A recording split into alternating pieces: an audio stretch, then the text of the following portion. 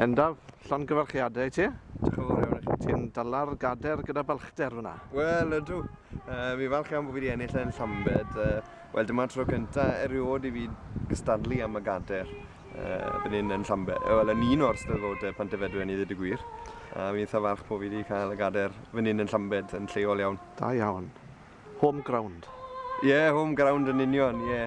Fi dim ond yn byw rhyw 7 milltir bant yng Nghymsachbant. Na fe. Felly mae'n lleol iawn i fi.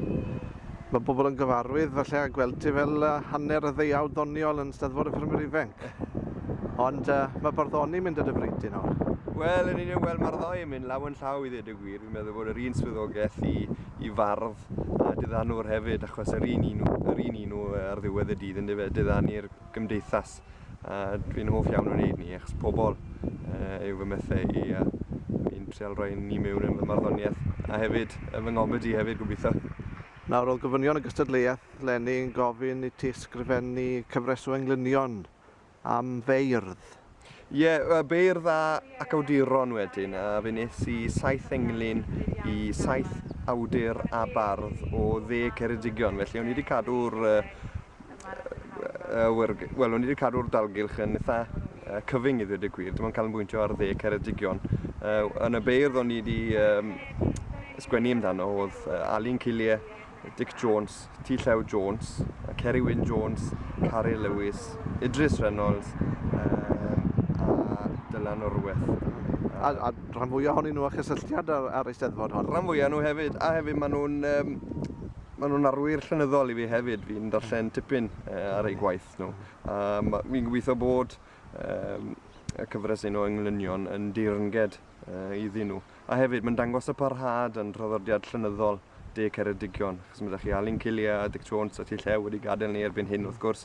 Ond mae'r parhad yn para gyda beirdd fel Ceri Wyn, Dylan Orweth, Cari Lewis a Idris Reynolds.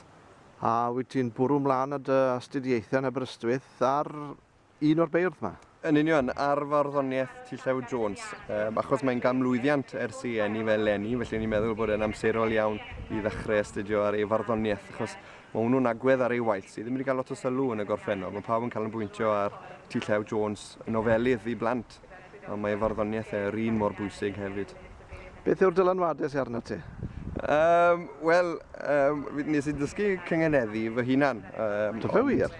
Do, yn union, defnyddiais i llyfr Anghenion y Gynghanedd gan Alan Llwyd. Mae yna dipyn o lyfrau mas na i helpu cyw gyngeneddwyr. Ond dylanwadau wedyn oedd John Rhys Evans wrth gwrs yn Llywodraeth Cader Llambed Llynedd. Mae'n byw yn Farmers.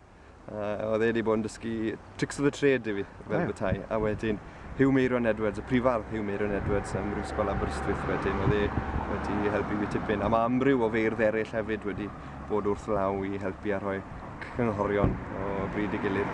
Ond o ran dylanwadau barddoniaeth wedyn, fi'n credu mai Cylch y Cillier yw mrif dylanwadau, beirdd fel T. Llew Jones a Dick Jones. A beirdd gwlad? Beirdd gwlad yn union, achos wedes i'n gynharach pobl yw y methau, a pobl oedd eu pethau nhw hefyd, a mae da fi edmygedd mawr tuag at eu gwaith nhw. Wel, llongyfarchiadau mawr i ti, a mae'n braf gael rhywun lleol i ennill fan hyn, ond dymuniadau gorau ti i'r dyfodol hefyd. Diolch yn fawr iawn i chi. Diolch.